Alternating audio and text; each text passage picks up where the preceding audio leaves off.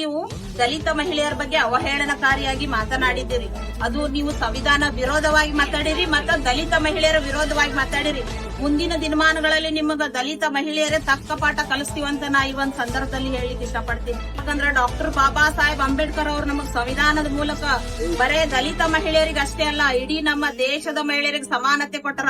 ನಿಮ್ಮ ಅವಕಾಶ ನಮಗ ತಗೊಳ್ಳೋ ಅವಶ್ಯಕತೆನೂ ಇಲ್ಲ, ನಿಮಗದು ಮಾತಾಡೋ ನೈತಿಕತೆನೂ ಇಲ್ಲ. ನಿಮ್ಮ ಹೊಲಸ್ ಬಾಯಿನ ಮುಚ್ಕೋರಿ ಅಂತ ನಾ ಈ ಒಂದು ಮಾಧ್ಯಮ ಮುಖಾಂತರ ನಿಮಗ ಹೇಳಲಿಕ್ಕೆ ಇಷ್ಟಪಡ್ತೀನಿ. ನಾವು ಬಸನಗೌಡ ಪಾಟೀಲ್ ಯತ್ನಾಳ್ ಅವರ ವಿರುದ್ಧ ನಾವು ಇವತ್ತು ಒಂದು ಮನವಿಯನ್ನ ಸಲ್ಲಿಸಿವಿ. ಇನ್ನು ಮುಂದಿನ ದಿನಮಾನಗಳಲ್ಲಿ ನೀವೇನಾರೇ ಕ್ಷಮೆಯನ್ನು ಯಾಚಿಸದೆ ಹೋದ್ರೆ ಇನ್ನು ಮುಂದಿನ ದಿನಮಾನಗಳಲ್ಲಿ ಉಗ್ರವಾದ ಹೋರಾಟ ಮಾಡ್ತೀವಿ ಮತ್ತು ದಲಿತ ಮಹಿಳೆಯರೇ ನಿಮಗ್ ತಕ್ಕ ಪಾಠ ಕಲಿಸ್ತೀವಿ ಮುಂದಿನ ದಿನಮಾನಗಳಲ್ಲಿ ಅಂತ ನಾ ಈ ಒಂದು ಸಂದರ್ಭದಲ್ಲಿ